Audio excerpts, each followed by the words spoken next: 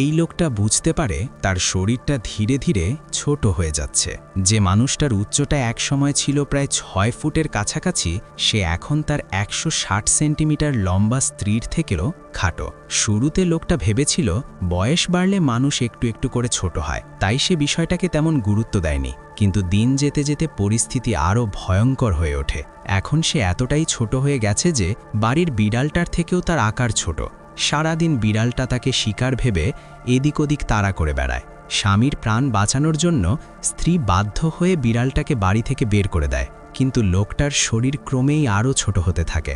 এমন অবস্থা হয় যে সে আর বিছানায় উঠতেই পারে না। স্ত্রীও আর তার সঙ্গে একই বিছানায় ঘুমাতে সাহস পায় না, কারণ ঘুমের মধ্যে উল্টে গেলে এক নিমিষেই তাকে চাপা দিয়ে ফেলতে পারে। কোনো উপায় না দেখে লোকটাকে থাকতে হয় মেয়ের খেলনা ঘরেই। শুরুতে সে এটাকে মজারই মনে করেছিল, কিন্তু সে বুঝতেই পারেনি তার সামনে আসল বিপদ অপেক্ষা করছে। বাড়ি থেকে তাড়ানো বিড়ালটা একদিন বিড়ালের ছোট দরজা দিয়ে আবার ঢুকে পড়ে। ভয়ে পল দৌড়াতে গিয়ে অসাবধানে মাছ রাখার খোপে ধাক্কা খায়। রক্ত বেরিয়ে আসে। রক্তের গন্ধ মুহূর্তেই বিড়ালের শিকারী প্রবৃত্তিকে জাগিয়ে তোলে। লোকটা তাড়াতাড়ি একটি বড় পিন তুলে নেয় অস্ত্র হিসেবে, কিন্তু এই অস্ত্র বিড়ালের সামনে একদমই কোনো কাজের নয়। বিড়ালের হাত থেকে বাঁচতে গিয়ে লোকটা হঠাৎ একটি ফাঁক দিয়ে নিচে বেসমেন্টে পড়ে যায়। সে প্রাণপণে স্ত্রীর কাছে সাহায্য চাইতে থাকে, কিন্তু তার শরীর এতটাই ছোট হয়ে গেছে যে তার আওয়াজ আর স্ত্রীর কানে পৌঁছায় না। যখন স্ত্রী ঘরের ভেতর বিড়ালটাকে দেখে, তার মনে সঙ্গে সঙ্গে একটা খারাপ আশঙ্কা জন্ম নেয়। এই সময় লোকটা উপরে ওঠার চেষ্টা করে, কিন্তু তার সামনে থাকা সিঁড়িগুলো এখন পাহাড়ের মতো বিশাল। কিছুই করার নেই। লোকটা মেঝেতে পড়া থাকা জকের টুকরো দিয়ে বেসমেন্টের মেঝেতে নিজের নাম লিখে যায়, যাতে স্ত্রী বুঝতে পারে সে এখনও বেঁচে আছে। কিন্তু কয়েকদিন কেটে যায়। ঘরে আর স্ত্রী বা মেয়ের কোনো দেখা মেলে না। স্পষ্ট বোঝা যায় স্ত্রী ধরেই নিয়েছে বিড়ালই তাকে খেয়ে ফেলেছে। বেঁচে থাকার জন্য লোকটা বেসমেন্টে একটি কার্টুনের বাক্স খুঁজে পায়। লোহার পেরেক দিয়ে সেটাতে দরজার মতো একটি ছিদ্র বানিয়ে সেখানেই থাকতে শুরু করে।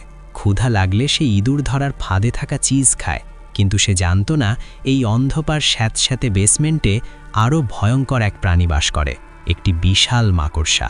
লোকটা হাতে থাকা একটি বড় সূঁচ দিয়ে প্রাণপণে মাকড়সার মাথায় আঘাত করতে থাকে। পাগলের মতো খোঁচাতে খোঁচাতে অবশেষে সে মাকড়সাটাকে তাড়াতে সক্ষম হয়। রাতে আবার মাকড়সা ফিরে আসতে পারে ভেবে লোকটা কিছু কাগজ জোগাড় করে। সে আগুন জ্বালিয়ে একটি ছোট ক্যাম্প ফায়ার বানাতে চায়, যেটা আগে ছিল একটা ম্যাচ জ্বালানোর মতো সহজ কাজ। এখন সেটা করতে গিয়ে তার প্রায় অর্ধেক শক্তি শেষ হয়ে যায়।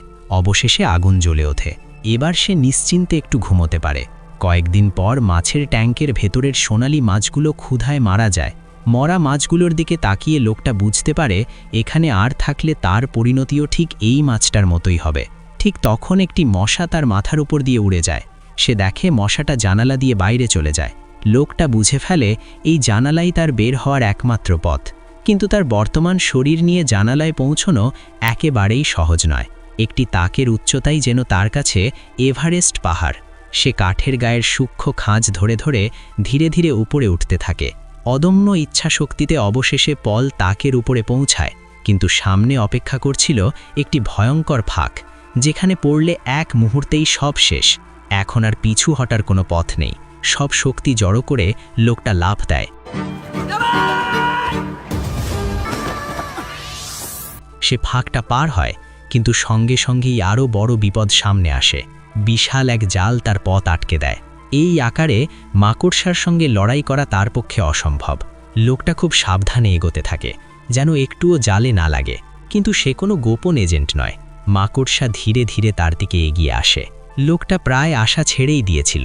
ঠিক তখন একটি দুর্ভাগ্য পোকা জালে আটকে যায়। মাকড়সার মনোযোগ সেদিকে চলে যায়। লোকটা অল্পের জন্য প্রাণে বেঁচে যায়। অবশেষে সে জানালার কার্নিশে পৌঁছায়, কিন্তু জানালায় লোহার জাল লাগানো। তবে লোকটা চিন্তিত নয়। আর দুদিন গেলে যেভাবে তার শরীর ছোট হচ্ছে, সে নিজেই জাল ভেদ করে বেরিয়ে আসতে পারবে। কিন্তু পরদিন সকালেই হঠাৎ তার উরুতে ভয়ঙ্কর ব্যথা অনুভব হয়। দেখে সে বুঝতে পারে একটি পিঁপড়ে তার শরীর কামড়াচ্ছে। ঠিক তখনই মাকড়সা আবার তার দিকে ঝাঁপিয়ে পড়ে।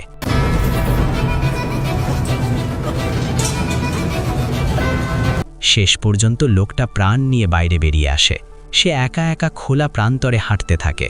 স্ত্রী আর সন্তান কোথায় চলে গেছে সে জানে না, এমনকি জানলেও এই ছোট শরীর নিয়ে তাদের কাছে পৌঁছতে কত বছর লাগবে সে নিজেও জানে না। লোকটা মাথা তুলে তারাভরা আকাশের দিকে তাকায়। এত সুন্দর দৃশ্য হয়তো ছোট না হলে সে কখনোই দেখতে পেত না। এই মুহূর্তে এসে তার মনে শান্তি নামে। এই অসুখ তার কাছ থেকে কিছু কেড়ে নেয়নি, এটা শুধু তার অস্তিত্বের মাপ বদলে দিয়েছে। স্ত্রী আর মেয়ে তাকে হারায়নি, তারা শুধু এমন এক জগতে গেছে যেখানে সে এখনও পৌঁছতে পারেনি। আর সে নিজেও হারিয়ে যায়নি, সে পড়ে গেছে আরও সূক্ষ্ম, আরও বিশাল এক মহাবিশ্বে। এই সিনেমা আমাদের শিক্ষা দিয়েছে যে সত্যিকারের শক্তি পৃথিবী জয় করার মধ্যে নয়, বরং যখন জীবনের স্রোত বা পরিস্থিতি আমাদের নিয়ন্ত্রণের বাইরে চলে যায়, তখনও আমরা আমাদের নিজের ছোট জগতে সাহসী থেকে নিজেদের নিয়ন্ত্রণে রেখে একটি নতুন রাজ্য বা জীবন গড়ে তুলতে পারি। ভিডিওটি আপনাদের কেমন লেগেছে অবশ্যই কমেন্ট করে জানাবেন। আর এমন আরও নতুন নতুন ভিডিও পেতে চ্যানেলটি সাবস্ক্রাইব করতে ভুলবেন না।